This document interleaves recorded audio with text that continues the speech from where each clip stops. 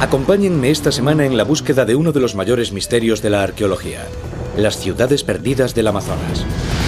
Hace 500 años, los conquistadores españoles llegaron por primera vez en busca de oro. No encontraron ningún tesoro, pero regresaron con historias de sorprendentes ciudades que crecían en medio de la jungla. Sus historias dieron lugar a siglos de exploraciones, todas ellas en vano. Pero hoy, gracias a nuevos descubrimientos revolucionarios, podríamos ser capaces de encontrar esas ciudades perdidas.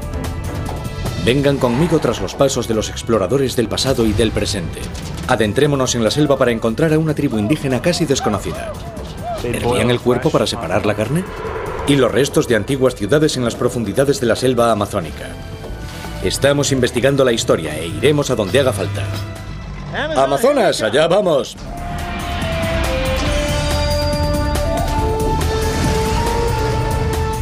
Investigando la historia. Las ciudades perdidas del Amazonas. El Amazonas es el río más largo del mundo. Una enorme red fluvial tan grande como Europa. Cubierto por una selva impenetrable y hogar de fieras salvajes, fue conocido durante siglos por los exploradores como el Infierno Verde. Algunos iban en busca del oro de las ciudades desconocidas, otros estaban convencidos de que si buscaban lo suficiente y viajaban lo bastante lejos, descubrirían los restos urbanos de antiguas civilizaciones. Hola, soy Josh Bernstein. He venido a Brasil a explorar uno de los mayores misterios de la arqueología, las ciudades perdidas del Amazonas.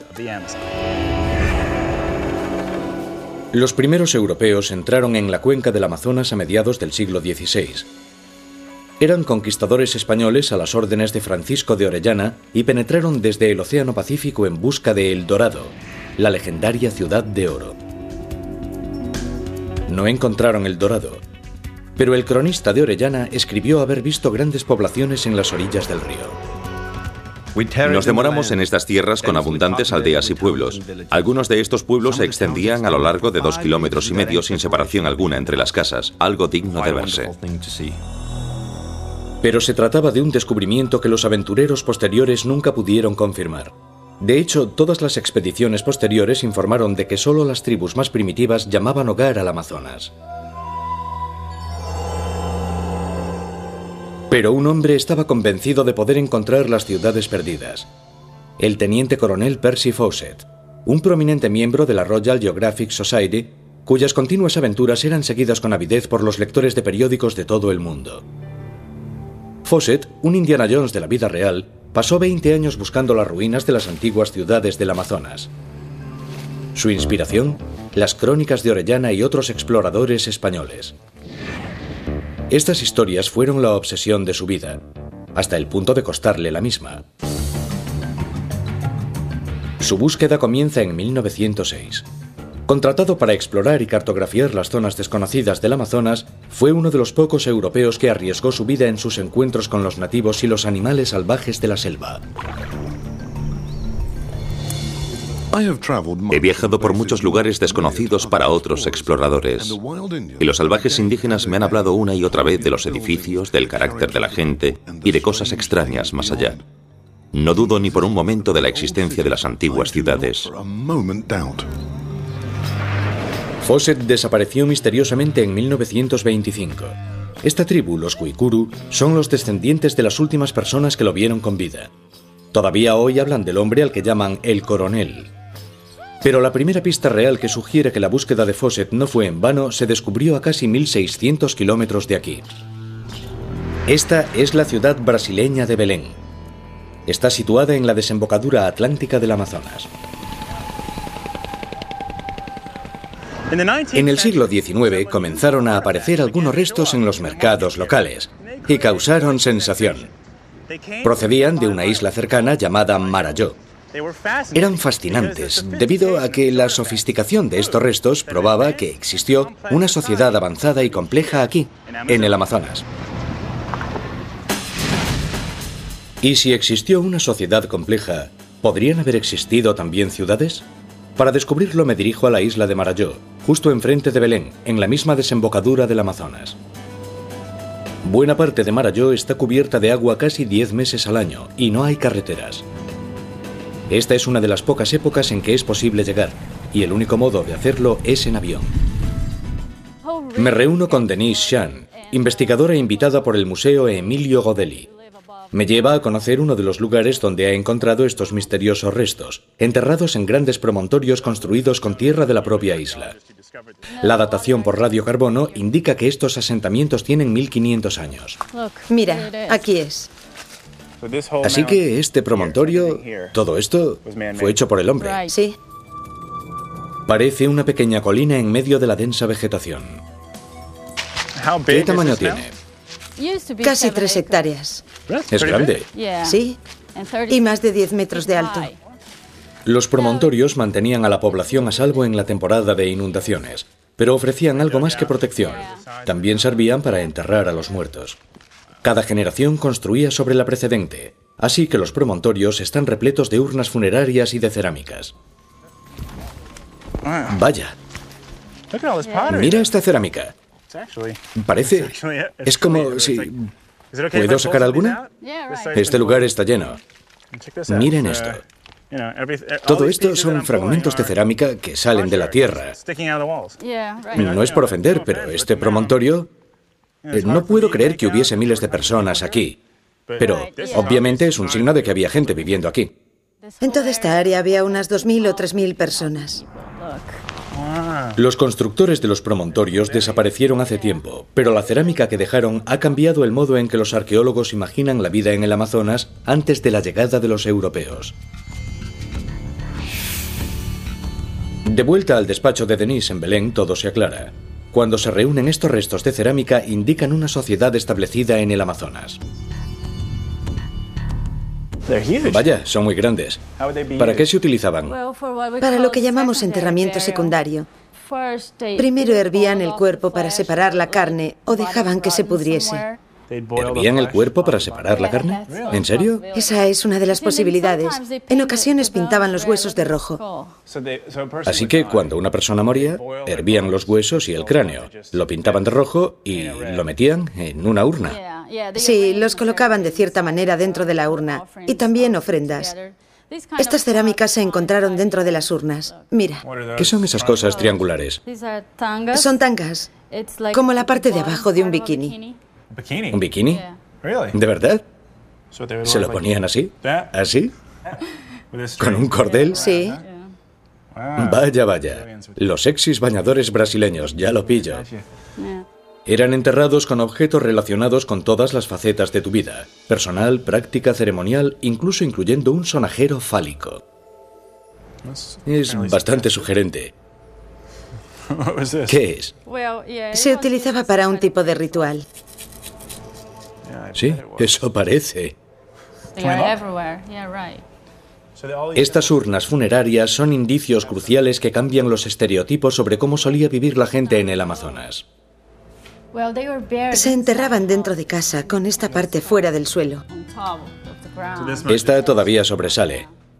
El hecho de que enterrasen a sus antepasados en sus casas, ¿no sugiere una permanencia que contradice el nomadismo de estas culturas?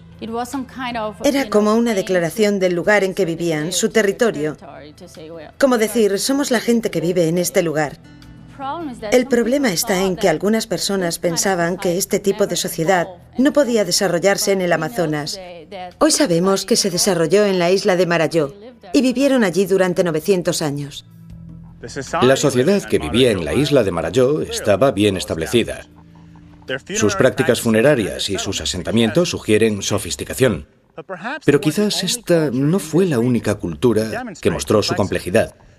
¿Podría haber creado otra gente asentamientos parecidos? ¿Podrían Orellana u otros exploradores haber encontrado ciudades en el Amazonas? Hay una forma de averiguarlo. Voy detrás de un misterio que ha intrigado a los exploradores durante generaciones. ¿Existen antiguas ciudades perdidas en la espesura del Amazonas? Todo esto son fragmentos de cerámica.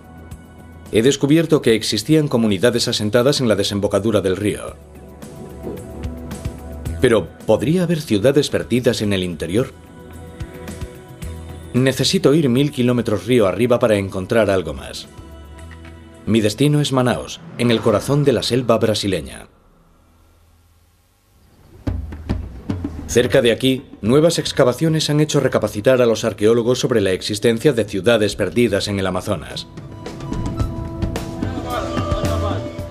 Manaus es el principal puerto de la cuenca amazónica, de ahí su intensa actividad, un mercado para las mercancías de toda la región.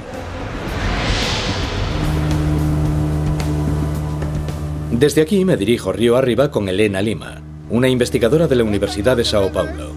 El río marca el ritmo de sus vidas. Poco después de dejar Manaus, me percato de que las orillas están casi desiertas. No hay asentamientos visibles. Hasta hace poco, la mayoría de los arqueólogos creían acertada la teoría de que el Amazonas era un desierto húmedo. Demasiado yermo para mantener a un asentamiento de población abundante. Sin embargo, Helena me dice que fue aquí donde el explorador español Orellana dijo haber visto miles de casas bordeando el río. Así que, a lo largo de estas orillas, podría haber existido un pueblo tras otro. Sí. ¿Con cuántos habitantes? Las crónicas del siglo XIV dicen que los pueblos se sucedían uno detrás de otro. ¡Qué bonito! Viviendas a pie de playa. 1 hora y media después llegamos a un asentamiento llamado Asutuba. Llegamos. Esto es Asutuba. Asutuba parece, a primera vista, poco más que una extensión de tierra en la que crecen algunos árboles. Este es el yacimiento arqueológico. ¿Qué hace aquí un yacimiento arqueológico? Lo principal, lo más importante, es el suelo. Mira esto.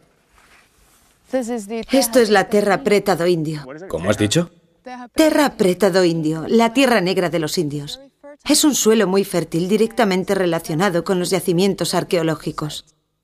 ¿Cómo se ha vuelto negro este suelo? Explícamelo. En realidad lo hicieron volverse negro durante el proceso de ocupación de esta zona. Está relacionada con todos los fragmentos. Mira esto, están por todas partes. Aquí hay uno bueno.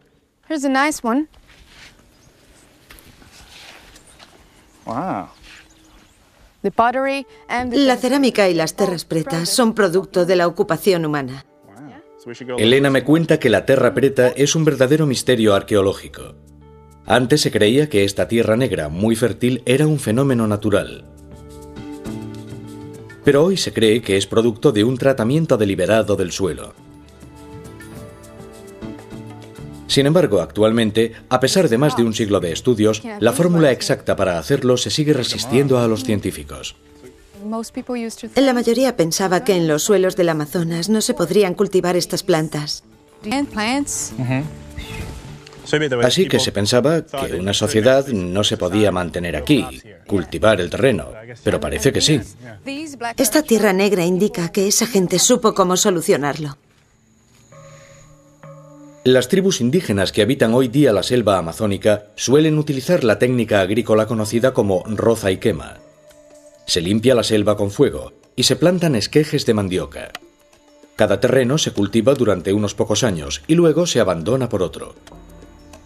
Durante casi todo el siglo XX, los arqueólogos estaban seguros de que siempre se había cultivado así en la selva amazónica y de que el sistema de roza y quema no podía mantener grandes concentraciones de población. Se pensaba que era imposible que hubiese ciudades en la selva amazónica.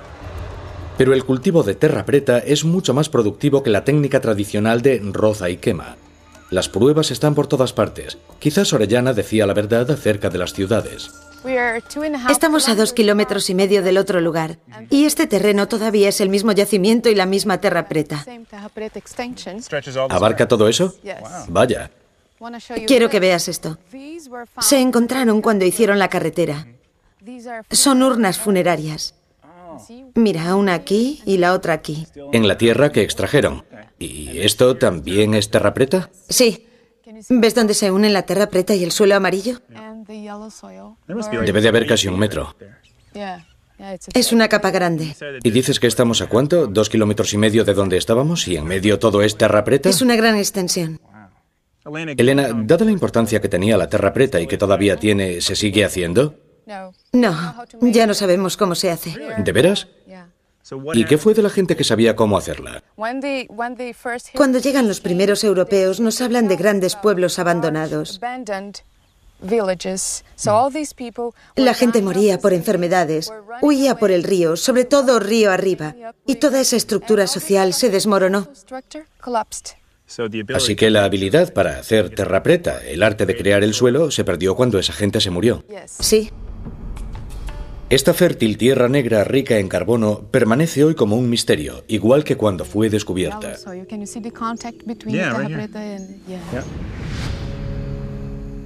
Percy Fawcett no sabía nada sobre la terra preta, pero sabía mucho sobre los restos de cerámica que contenía. Los encontró por todas partes mientras cartografiaba la selva amazónica. Utilizando un altímetro y el equipo más básico de supervivencia, exploró la vasta y casi desconocida cuenca del Amazonas. Pero Fawcett tenía algo más que mapas en su cabeza. Creía que había ciudades de piedra ocultas en la selva. Ciudades como las que se habían descubierto en las selvas de Centroamérica y Perú. Un día, buscando entre los archivos de Río de Janeiro, encontró un documento escrito en 1743. Describía una ciudad en ruinas repleta de palacios y plazas públicas, en medio de la selva. Ahora Fawcett estaba convencido. La ciudad era tan real para él que su hijo Jack pudo dibujarla a partir de su descripción. Fawcett llamaba a la ciudad Zeta y creía saber dónde estaba, pero guardó en secreto su ubicación exacta. Él sería el primero en encontrarla o moriría en el intento. Una visión romántica y maravillosa. Sin embargo, resulta difícil identificar la ciudad imaginada por Fawcett y lo que yo he visto en Asutuba. ¿Qué nos dice Asutuba sobre sus antiguos habitantes? Estaba más habitada en el pasado que en la actualidad. Y ya que me has dicho que en las orillas del río las casas estaban construidas sin separación, las unas junto a las otras, ¿hay algún modo de saber cuánta gente vivía aquí? No me atrevería a decir un número, pero seguro que era mucha gente. Parece que Orellana decía la verdad. Es cierto que había grandes pueblos a lo largo de las orillas del Amazonas. Pero hará falta algo más que suelo fértil y cerámica sofisticada para convencerme de que estas eran las ciudades de piedra que Fawcett buscaba en el interior de la selva amazónica. Estoy siguiendo la ruta del teniente coronel Percy Fawcett para intentar averiguar qué le sucedió e intentar encontrar lo que él llamaba Zeta, la ciudad perdida. Durante años, los arqueólogos dudaron de las historias sobre ciudades perdidas en la selva amazónica, pero he visto pruebas convincentes de que en realidad podrían existir. Voy a volar unos 1.600 kilómetros. De Manaus a Canarana, al mismo corazón de Brasil. Aquí recojo a Mike Heckenberger, arqueólogo de la Universidad de Florida. Encantado de conocerte. Sí, por fin. Nos dirigimos a la vasta y salvaje región del curso alto del río Xingu. Allá vamos. Allá vamos. Muy bien. Es la mayor área de selva tropical en Sudamérica que todavía está bajo control indígena. ¡Qué bien! Estupendo. Muy suave. Sí. Estaremos allí 4 días. Lejos de la electricidad y los teléfonos. Hay una radio de onda corta, pero me han dicho que no es de fiar. En 1925, Percy Fawcett se internó en esta misma región. Buscaba Zeta, la ciudad perdida. Lo había intentado antes y había fracasado. Ahora tenía 58 años y sabía que era su última oportunidad. Si no tengo éxito en esta expedición, mi trabajo en Sudamérica terminará en fracaso, pues ya no podré emprender otra. Junto a Fawcett viajaban su hijo Jack y el amigo de este, Raleigh Rimmel, que pensaba que este viaje le serviría para convertirse en una estrella de Hollywood. Partieron con unas mulas y 2 guías. Mike y yo sobrevolamos el mismo territorio que atravesó la pequeña expedición de Fawcett. A Fawcett le hubiese encantado tener uno de estos. Tiene razón. Fawcett lo habría tenido mucho más fácil. Solo nos llevará unas pocas horas sobrevolar la región por la que Fawcett tardó 8 días en abrirse paso. En 1925 no se había limpiado la maleza, y la selva era prácticamente impenetrable. Nuestro viaje no ha sido un lecho de rosas. Nos hemos abierto paso a través de kilómetros de maleza baja y seca. Los insectos nos han acribillado. Raleigh Rimmel todavía lleva un pie descalzo por la herida infectada a causa de una picadura de insecto. Le he dicho que debe regresar, pero él insiste en continuar.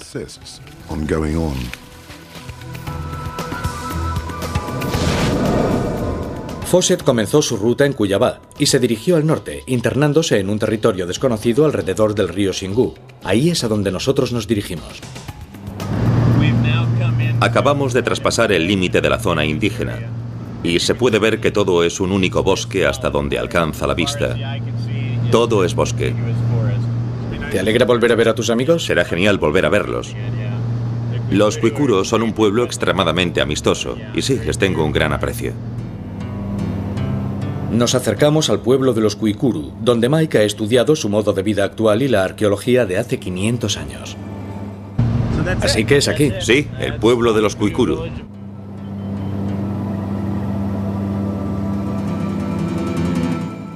Es genial. Vienen a recibirnos. Mira cómo corren los niños. ¡Hola! Mike ha vivido y trabajado junto a los Kwikuru durante más de 12 años. Es el hermano adoptivo del jefe. Nadie conoce mejor que él a los Kwikuru. Y Mike cree que tienen mucho que contarnos sobre la posibilidad de que haya ciudades en la cuenca amazónica. Me siento bienvenido. Esta es la plaza principal, ¿verdad? Sí, es la plaza principal. Parecen muy contentos de verte. Sí, este es Itzana. ¿Qué tal? ¿Joshua? Encantado. Los Kwikuru todavía viven de un modo parecido al que vivían antes de la llegada de los europeos al Nuevo Mundo. Han escogido permanecer aislados y son autosuficientes. Viven de lo que cultivan y de lo que cazan. Los Kwikuru son como una ventana al pasado, salvo por algunas evidentes excepciones. Pero ¿podrán estas 300 personas tan amistosas y su amigo Mike Heckenberger ayudarme a encontrar alguna evidencia de las antiguas ciudades de la selva?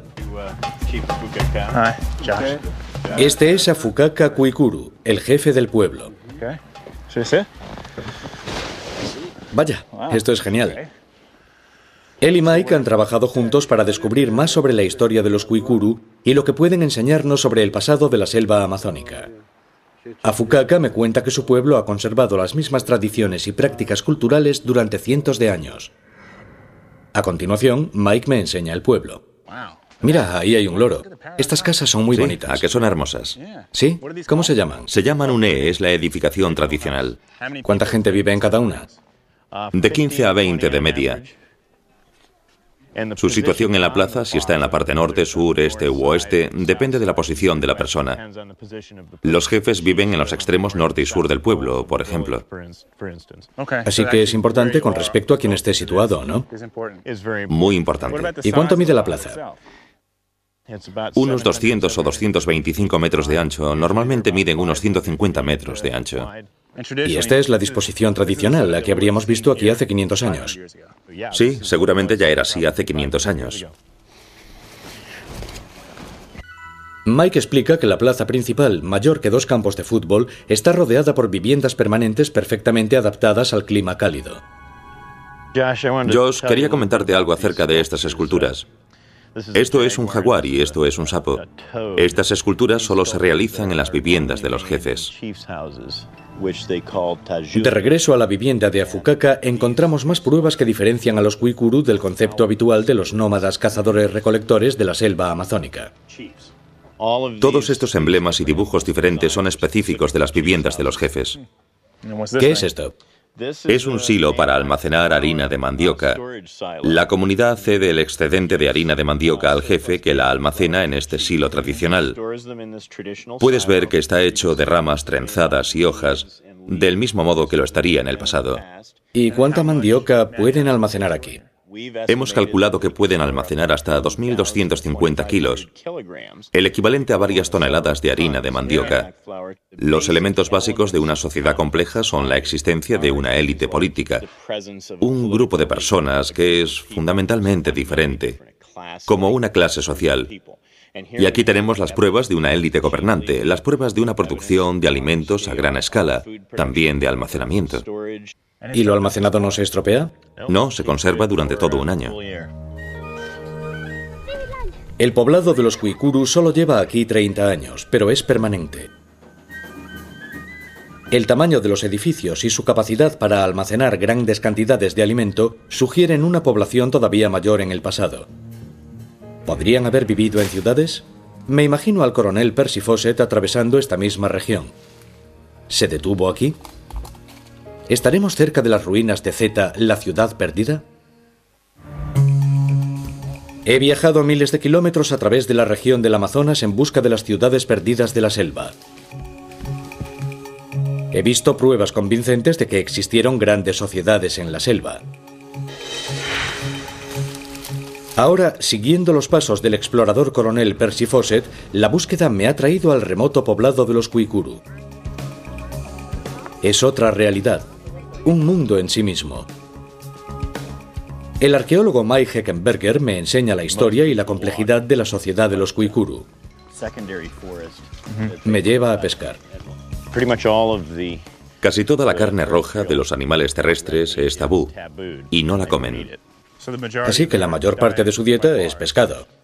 Sí, la gran mayoría de la proteína animal procede del pescado. Durante cierta época del año comen también saltamontes. Vaya, a mí me gusta mucho el sabor de los saltamontes.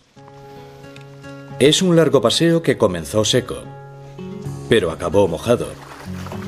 Muy mojado. Cuidado, se resbala. Los Kwikuru son avezados pescadores que aprovechan las aguas de su entorno de muchas maneras. Esperando el pescado, ¿no? Vaya, creo que tenemos algunos. En esta época del año, la forma más efectiva de pescar es hacerlo con trampas. Es mucho pescado. Mira. Muy bien. Pequeños diques o presas crean estanques con abundantes peces. ¿Cómo lo sacamos? Vaya. Parece que ya está la cena. ¿Es una buena pesca? Muy buena pesca. Me ha dicho el otro día que su hijo sacó de la trampa 159 peces. ¿De una sola trampa? De una sola. Mientras Yemu coloca de nuevo la trampa, queda claro que este método de pesca indica una forma de vida estable y característica. Estos estanques han sido construidos cuidadosamente, así que no es probable que los Kwikuru los abandonen.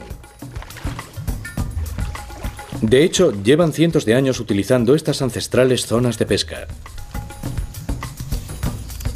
Pero el pescado es solo una parte de la dieta de los Kwikuru. Cultivan diferentes variedades de mandioca y también palmeras. Más tarde, Mike y yo visitamos los campos de cultivo. Resulta que la mandioca se da muy bien en estos suelos. ¿Cuántas variedades cultivan? Más de 40. Mike ve en ello una nueva muestra de una sociedad estable y sedentaria. Muchas generaciones han cultivado esta tierra, de hecho llevan aquí cientos de años, puede que más de 1000. Al igual que sucede con la pesca, también cultivar el terreno sugiere una civilización muy desarrollada. Sí, utilizan una gran variedad de plantas. La variedad de cultivos indica que utilizan el terreno de formas distintas según la época. Parece un bosque de maleza, ¿eh? Sí, eso parece. A nosotros puede parecernos un bosque de maleza, pero no lo es. En realidad es un antiguo cultivo de mandioca. ¿Ah, sí? Sí. ¿Y cómo sabes que eso fue un campo de cultivo? Por estos árboles de piquí. De pronto me doy cuenta de que esto no es solo una zona del bosque. Es un huerto. Un huerto de piquí, una fruta parecida a la guayaba. Así que este terreno ha sido aprovechado al máximo. Es un equilibrio, una forma de desarrollo sostenible, pero no es un equilibrio natural, es artificial. Lo han creado ellos. Hoy el pueblo de los Kwikuru es eso, un pueblo. Pero, ¿podría haber existido aquí una ciudad? ¿Una del tipo que Fawcett soñó con encontrar? ¿Podrían los Kwikuru haber habitado una ciudad así? Fawcett sabía poco de los Kwikuru o de su cultura. Pero durante su búsqueda se convenció de que su territorio había albergado la ciudad perdida de Zeta.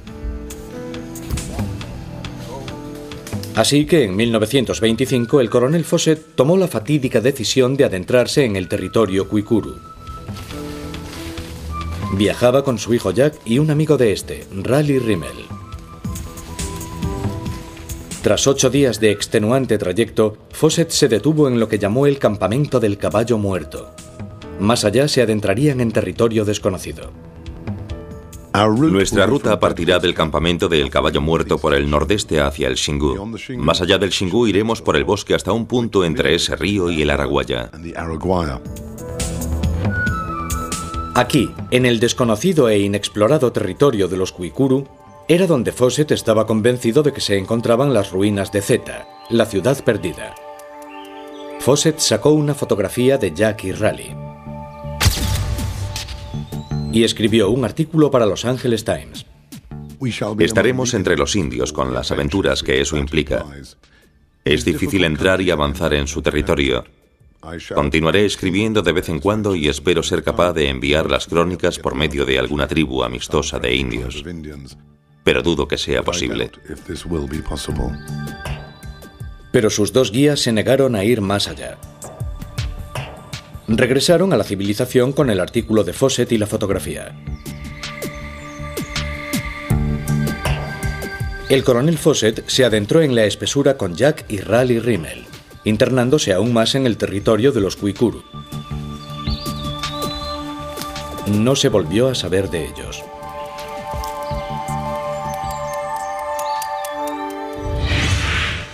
Mientras esté con los Kwikuru, espero saber más acerca del destino de Fawcett. Pero primero necesito que me vean como a alguien de confianza. Mike y yo somos invitados al Kwakutu, el edificio solo para hombres que está en el centro de la plaza.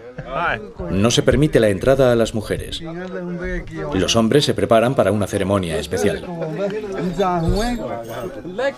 ¿Qué significan esos símbolos? Este representa una anaconda. El del hombre que está frente a él es una tortuga de tierra. Honran al espíritu de los peces. Con este ritual pretenden asegurar la abundancia de una parte crucial de la dieta de los Kwikuru. Y también una forma de diversión. ¿Os divertís? Sí, eso parece.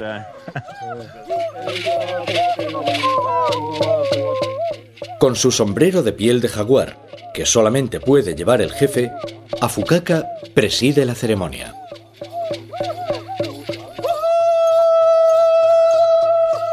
Los Kwikuru ponen en duda muchos de los estereotipos del Amazonas. En vez de sociedades a pequeña escala, este pueblo vive en grandes poblados permanentes. Este poblado en concreto está aquí desde hace más de 30 años. Y yo me pregunto, ¿podrían los Kwikuru haber vivido en un emplazamiento aún más sofisticado en alguna época del pasado? ¿En una de esas ciudades de piedra que Fawcett creyó que encontraría? He seguido los pasos del coronel Percy Fawcett en busca de Zeta, la ciudad perdida. El viaje me ha hecho internarme en la selva y en el territorio de los Kwikuru. Aquí era donde Fawcett esperaba encontrar la ciudad perdida. Y aquí fue también donde desapareció misteriosamente. Ahora, el arqueólogo Mike Heckenberger quiere enseñarme algo que podría arrojar luz sobre la búsqueda de Fawcett. Nos dirigimos a un lugar considerado sagrado por los Kwikuru. Lo llaman Nokugu, el hogar del jaguar. Estamos llegando al antiguo poblado, la antigua sociedad. ¿Aquí? ¿Y cómo lo sabes? ¿Ves esa elevación que acabamos de subir? Sí, esa pequeña cuesta. Si vuelvo a bajar por aquí, ¿lo ves? En esta elevación comienza el yacimiento arqueológico. Este es el borde de... Así que estás fuera. Yo estoy fuera y tú estás dentro. Pues entra. Echaremos un vistazo. Trabajando junto a Afukaka, Mike ha descubierto que en este lugar sagrado hubo también un antiguo asentamiento. Nos acercamos al centro del poblado. Sí, estamos cerca. Por eso veo más cerámica conforme nos acercamos. Hay de nuevo abundantes restos de cerámica. Sigamos. Sigamos. Aunque parece que caminamos por la selva, estamos dentro de los límites del antiguo asentamiento. Tiene que haber sido un sitio muy grande. Caminamos por un claro del bosque. Aquí hay bastante vegetación. ¿Más serpientes? Ya no hay serpientes. Bien. No se admiten serpientes en la plaza. Donde ahora hay vegetación baja, hubo una vez una plaza perfectamente circular. ¿Esta era la plaza principal? Aquí ocurría todo. Aquí era donde los jefes llevaban sus asuntos. Aquí era donde la gente venía a bailar, igual que vimos en el poblado actual. Pero lo más importante que Mike descubrió a mediados de los 90 no fue una antigua plaza en la selva. Estamos cerca de una de las zanjas. Ahí llega el jefe. Salúdalo. Hola, jefe. Me alegro mucho de volver a verle. Nos reunimos con Afukaka en el yacimiento. Es una zanja. A primera vista es difícil comprender la importancia del lugar. Quizás sea mejor que baje y te lo enseñe. Así que voy a bajar. De acuerdo.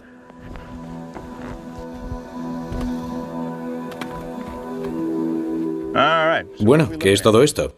Es una zanja excavada en el lugar donde estaba la empalizada. Una empalizada es un muro defensivo de madera como los que rodeaban los fuertes de la caballería en el oeste americano. Aquí, Mike ha encontrado pruebas de que la antigua ciudad de Nokugu estaba rodeada por una empalizada. Si miras esto rojo es el color natural del suelo. Y puedes ver que aquí hay una transición muy clara. Suelo oscuro que contiene pequeños trozos de carbón aquí. Y suelo rojo aquí. Este era el límite. Aquí cavaron un foso en el suelo y luego lo rellenaron. Y justo en el medio de estas dos paredes es donde están los troncos. ¿Cuánto medía el perímetro de este muro? Este muro en particular medía cerca de 1,5 kilómetros de largo. Entonces sacaron una cantidad enorme de tierra. Esto significa un trabajo enorme. Nos dice lo mucho que trabajaron aquí, más de lo que sugieren los huertos y los edificios de los que hemos hablado.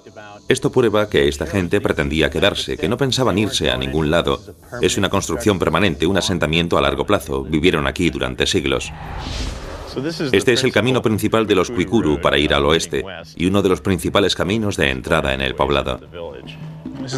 Hace 500 años, Nokugu no solo tenía fortificaciones de madera muy elaboradas, sino también importantes caminos. Nokugu estaba habitada por 5.000 personas, conectada a pueblos similares por carretera. Esta pista de aterrizaje fue una vez una carretera. ¿A dónde conducen estos caminos? ¿A algún lugar en concreto? Sí, llevan a otra comunidad, y es algo interesante porque no solo eran en el pasado comunidades mucho mayores, sino que había muchas más, y todas estaban unidas por esta compleja red de carreteras. Carreteras como esta, muy anchas, bien cuidadas y rectas como una flecha. Mike ha estudiado fotografías de satélite de esta región y utilizado el posicionamiento global, GPS, para seguir los restos de las antiguas carreteras. Aquí el rumbo de estos caminos está claro. Parten de la plaza principal de la comunidad formando una cruz. Más allá de esta comunidad, hay muchas otras conectadas por carreteras que conforman un paisaje urbano del pasado. Es una metrópolis muy diferente de la que Fawcett tenía en mente.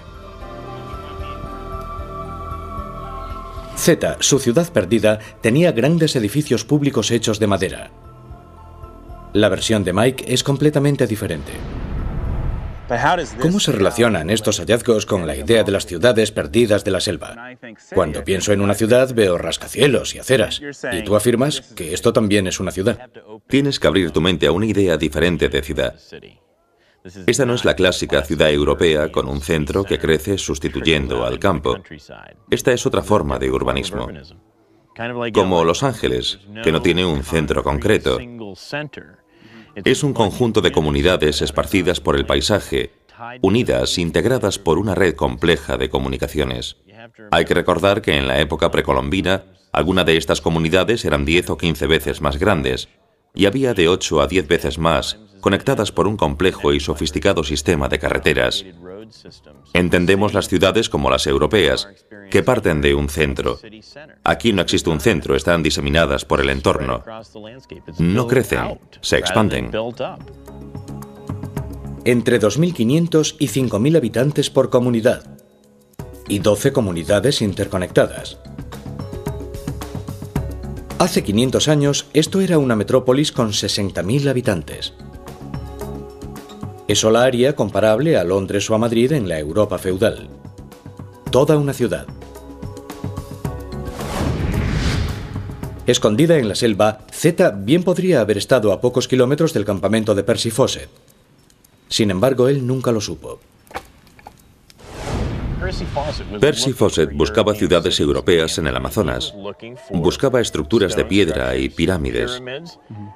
Pero esta es una forma de urbanismo o de asentamiento complejo que no crece, se expande, sin centros. Pero aún queda un misterio. ¿Qué fue de Percy Fawcett? Desde luego no ha sido olvidado, al menos por los Kwikuru, que le llaman el coronel.